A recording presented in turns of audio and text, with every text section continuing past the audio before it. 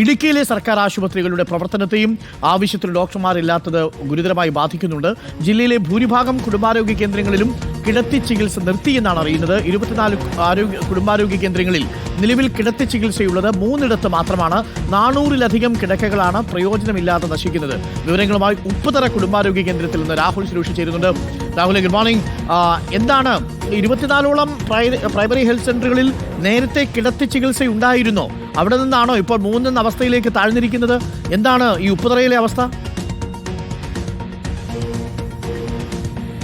Good morning doctor Arunkumar. കാലാനുസൃതമായ മാറ്റം സർവ്വ മേഖലയിലും വരുന്ന ഒരു കാലം കൂടിയാണ്. നിർഭാഗ്യവശാൽ സംസ്ഥാനത്തെ കുടുംബാരോഗ്യ കേന്ദ്രങ്ങൾ ഉൾപ്പെടെ സർക്കാർ ആശുപത്രികളിൽ അത് ഉണ്ടാകുന്നില്ല എന്നതാണ് ഏറ്റവും പ്രധാനപ്പെട്ട കാര്യം. അരുൺ സൂചിപ്പിച്ച പോലെ തന്നെ 2 വർഷം മുമ്പ് വരെ 24ഓളം കുടുംബാരോഗ്യ കേന്ദ്രങ്ങളിൽ ഇടുക്കി ജില്ലയിൽ മാത്രം കിടത്തി ചികിത്സ ഉണ്ടായിരുന്നു. പക്ഷേ ഇപ്പോൾ 3 കുടുംബാരോഗ്യ കേന്ദ്രങ്ങളിൽ മാത്രമാണ് കിടത്തി ചികിത്സ ഉള്ളത് എന്നാണ് എടുത്തു പറയേണ്ട കാര്യം. നമ്മളിപ്പോൾ ഉള്ളത് ഉപ്പുതറ കുടുംബാരോഗ്യ കേന്ദ്രത്തിലാണ്. ഇവിടെയും സമാനമായ സാഹചര്യമാണ്. 10 മാസം മുമ്പാണ് ഈ ഉപ്പുതറയിലെ കുടുംബാരോഗ്യ കേന്ദ്രത്തിൽ കിടത്തി ചികിത്സ നിർത്തിയത്. അതിന് കാരണമായി പറഞ്ഞത് സിവിൽ സർജൻ ഇല്ല എന്നൊരു കാരണം കൊണ്ടാണ് കിടത്തി ചികിത്സ നിർത്താൻ കാരണം. ഇതിൽ എടുത്തു പറയേണ്ട കാര്യം, ഇവിടുത്തെ ഇടുക്കിയെ സംബന്ധിച്ചിടത്തോളം സാധാരണക്കാരായ ആളുകളാണ് ഏറ്റവും കൂടുതൽ സർക്കാർ ആശുപത്രികളെയാണ് ആശ്രയിക്കുന്നത്. അപ്പോൾ കിടത്തി ചികിത്സ ഇല്ലാതെ വരുമ്പോൾ ഒരു പനി ഉണ്ടായാൽ അവർ ഉറപ്പായും സ്വകാര്യ ആശുപത്രികളെ ആശ്രയിക്കേണ്ട അവസ്ഥയാണ്. അതുകൂടാതെ 12ഓളം ആദിവാസി ഉന്നതികൾ കൂടിയുള്ള ഒരു പ്രദേശം കൂടിയാണ് ഇതെന്ന് പറയുന്നത്.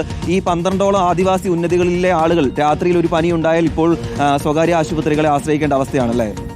തീർച്ചയായും. Good morning Arun sir. ഞാൻ ഇവിടെ നിൽക്കുന്നത് ഞങ്ങളുടെ കണ്ണമ്പടി എന്ന് പറയുന്ന 12 ഗോത്രവർഗ മേഖലയെ ഉദ്ധരിച്ചുകൊണ്ട് കേരള ഉള്ളാട സഭയ്ക്ക് വേണ്ടിയിട്ടാണ് ഞാനിവിടെ നിൽക്കുന്നത്.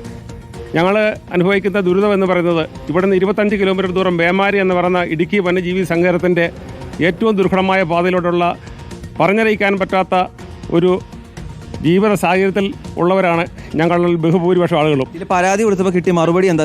ചീഫ് സെക്രട്ടറി പരാതി നൽകുകയും അതിന് ലഭിച്ചൊരു മറുപടി കൂടിയാണ് പറയുന്നത്. 30/1/2025 മുതൽ രാത്രികാല ചികിത്സ നിർത്തലാക്കിയിട്ടുണ്ട്. ഡോക്ടർമാരുടെ സേവനം ലഭ്യമാവുന്ന മുറയ്ക്ക് കിടത്തി ചികിത്സ പുനരാരംഭിക്കാം എന്നതാണ് രേഖാമൂലം നൽകിയിരിക്കുന്ന മറുപടി അല്ലേ? അതെ, അതായത്